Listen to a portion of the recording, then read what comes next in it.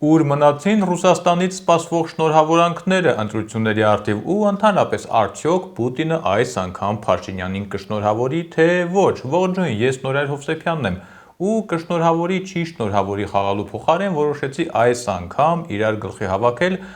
անկախությունից ի վեր Մոսկվայից Երևանին ուղարկված բոլոր շնորհավորանքները, համեմատել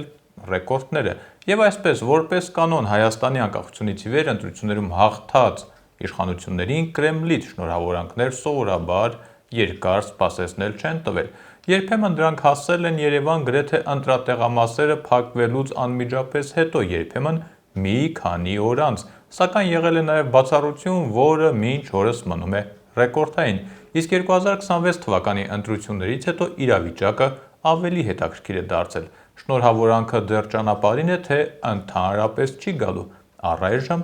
դեռ պարզ չէ։ Սկսենք 2003 թվականի նախագահական ընտրություններից։ Մարտի 5-ին կայացած երկրորդ փուլում հաղթեց Ռոբերտ Քոչարյանը։ Վլադիմիր Պուտինը նրան շնորհավորեց մարտի 7-ին ընտրություններից ընդամենը 2 օր անց։ Այդ ժամանակ ռուս-հայկական հարաբերություններում ոչ մի ավելորդ ինտրիգ չկար, ընտրությունները վերջացան, շնորհավորանքը եկավ, կյանքը շարունակվեց։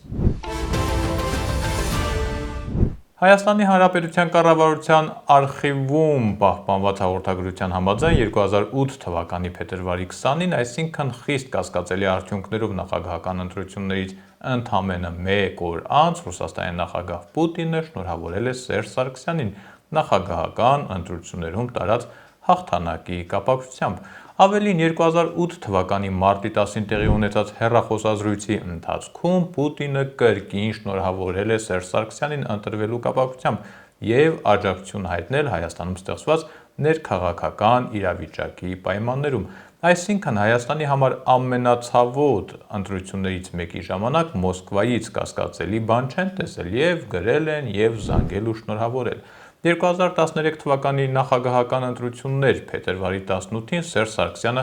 վերընտրվեց նախագահի պաշտոնում, արդեն հաջորդ օրը փետրվարի 19-ին Պուտինը հեռախոսազրույցի ընթացքում շնորհավորեց նրան հաղթանակի կապակցությամբ ընդամենը 1 օր անց։ Այսինքն Կրեմլում նույնիսկ չսպասեցին, որ քաղաքական մեկնաբանները հասցնեն վերլուծել արդյունքները և ի մի բերել արդյոք արդար ու թափանցիկ են անցել ընտրությունները։ 2017 թվականի խորհրդարանական ընտրություններ ապրիլի 2-ին հաղթեց Սերժ Սարգսյանի Հանրապետական կուսակցությունը։ Ապրիլի 3-ին կրկին 1 օր անց Պուտինը շնորհավորական ուղերձ հղեց Սերժ Սարգսյանին, այսպիսով 2013 և 2017 թվականները մինչ օրս մնում են ամենաարագ արձագանքների օրինակները։ 2018 թվականի արտահերթ խորհրդարանական ընտրություններ դեկտեմբերի 9-ին հաղթեց Նիկոլ Փաշինյանի գլխավորած «Իմ քայլը» դաշինքը։ Այստեղ արդեն ամեն ինչ այլ էր, շնորհավորանքը հնչեց միայն դեկտեմբերի 27-ին Մոսկվայում կայացած հանդիպման ընթացքում։ Ընտրություններից անցել էր արդեն 18 օր։ Քաղաքական առումով դա շատ երկար ժամանակ է, մինչ օրս սա Հայաստանի ընտրություններում հաղթած իշխանությանը Ռուսաստանի նախագահի ամենաուշ ուղարկած շնորհավորանքն է, ու չենք էլ կարող համոզված լինել արդյոք այդ շնորհավորանքը կլիներ, եթե Փաշինյանը այդ օրը Մոսկվայում չլիներ և Մոսկվայում Պուտինին չհանդիպեր։ 2021 թվականի արտահերթ խորհրդարանական ընտրություններ հունիսի 20-ին հաղթեց Քաղաքացիական պայմանագիր կուսակցությունը։ Հունիսի 24-ին, քվեարկությունից 4 օր անց, Պուտինը հեռախոսազրույցի ընթացքում շնորհավորեց Նիկոլ Փաշինյանին։ Դա արդեն ավելի մոտ էր ավանդական ռուսական, այսպես ասենք, շնորհավորական գրաֆիկին։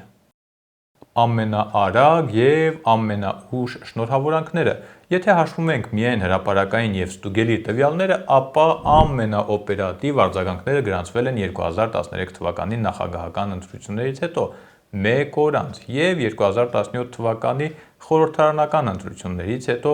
կրկին 1 օր անց, իսկ ամենաուշ շնորհավորանքը եղել է 2018 թվականի արտահերթ խորհրդարանական ընտրություններից հետո մի ամբողջ 18 օր։ Իսկ ինչ է տեղի ունենում հիմա 2026 թվականի խորհրդարանական ընտրություններից հետո շատ երկրներ շտապեցին շնորհավորել Նիկոլ Փաշինյանին, սակայն Ռուսաստանի նախագահ Պուտինը դեռ չի արել դա։ Փոխարենը Մոսկվայից սկսել են հնչել մեկնաբանություններ։ Ռուսաստանի արտգործնախարարության պաշտոնական ներկայացուցիչ Մարիա Զախարովան հայտարարել է, որ հայաստանյան ընտրություններն անցել են արտաքին ազդեցության և ընդդիմության նկատմամբ ճնշումների պայմաններում։ Միաժամանակ նա նշել է, որ Ռուսաստանը Հայաստանի հետ հարաբերությունները կկառուցի հաշվի առնելով նոր իշխանությունների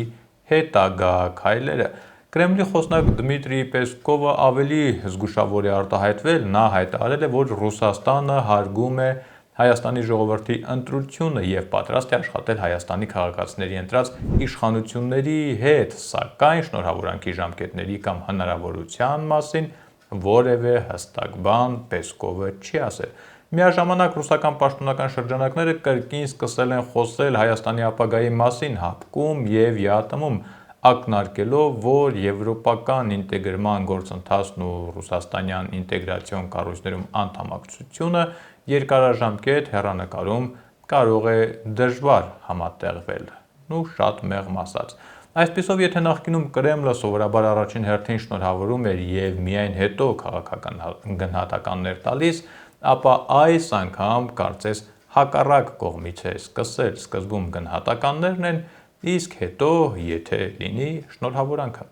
Այս պահին դեռ վաղ է ասել արդյոք Պուտինը կշնորհավորի Փաշինյանին, թե ոչ, բայց մի բան արդեն հաստատ է 2018 թվականի 18-օրյա ռեկորդը դեռ չի գերազանցվել։ Հետևաբար քաղաքական ժամանակացույցը դեռ աշխատում է, իսկ Կրեմլի փոստատարը տեսականորեն դեռ անվերադարձ չի ուշացել։ Էլի մի հետաքրքիր համեմատություն, երբ է Ռուսաստանը հրաժարվել շնորհավորել որևէ երկրի ընտրված իշխանություններին։ Եթե նայենք հետխորհրդային տարածքին, ապա կտեսնենք, որ որոշ դեպքերում Մոսկվան ոչ թե պարզապես ուշացրել է շնորհավորանքը, այլ ընդհանրապես հրաժարվել այն հղելուց։ Եվ այսպես, Ուկրաինայի 2019 թվական ապրիլի 21-ին նախագահական ընտրություններում հաղթեց Վոլոդիմիր Զելենսկին, սակայն Կրեմլը հայտարարեց, որ Պուտինը չի պատրաստվում շնորհավորել նրան հաղթանակի կապակցությամբ, քանի դեռ չի տեսել նոր նախագահի գործնական քայլերը։ Սա ամենահայտնի օրինակներից մեկն է, երբ Ռուսաստանի նախագահը հրապարակային կերպով հրաժարվել է ընտրություններում հաղթած ղեկավարին շնորհավորելուց։ Մոլդովա 2024 թվական նախագահական ընտրություններում վերընտրվեց Մայա Սանդուն։ Այս դեպքում Կրեմլը ոչ միայն չշնորհավորեց նրան, այլև հրապարակայնորեն կասկածի տակ դրեց ընտրությունների արդյունքների լեգիտիմությունը և քննադատեց ընտրական գործընթացը։ Ինչ ընդհանրություն կա այս դեպքերի միջև։ Ուկրաինայի և Մոլդովայի դեպքերում խոսքը վերաբերում էր այն ղեկավարներին, որոնց քաղաքական կուրսը Մոսկվայում ընկալվում էր որպես հստակ արևմտամետ և Ռուսաստանի ազդեցությունից հեռացող։ Երկու դեպքում էլ շնորհավորանքի բացակայությունը պարզապես դիվանագիտական մանրուք չէր, այլ կոնկրետ քաղաքական ուղերձ։ Հենց այդ պատճառով էլ Հայաստանի շուրջ ստեղծված ներկայիս իրավիճակը հետաքրքրությամբ է դիտարկվում թե Երևանում, թե Մոսկվայում և թե համաշխարհային ուժային կենտրոններում, սակայն այս պահին կա մի կարևոր տարբերություն։ Ուկրաինայի և Մոլդովայի դեպքերում Կրեմլը բավական արագ ցույց տվեց իր վերաբերմունքը, իր դիրքորոշումը, իսկ Հայաստանի դեպքում հարցը դեռ մնում է բաց։ Խոստացել են հարգել ժողովրդի ընտրությունը։ Հիմա հետաքրքիրն այն է՝ կհարգեն մեծամասնության, թե փոքրամասնության ընտրությունը։ Ի վերջո, երկու դեպքում էլ խոսքը ժողովրդի մասին է։ Այնպես որ եթե քաղաքականության մեջ երբեմն լռությունը նույնպես հաղորդագրություն է, ապա այս պատմության վերջին նախադասությունը դեռ գրված չէ։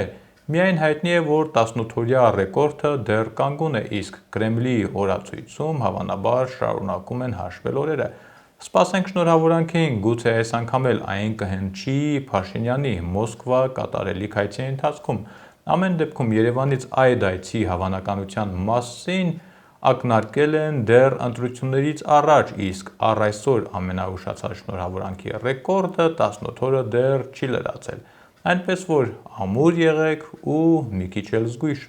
Կհանդիպենք։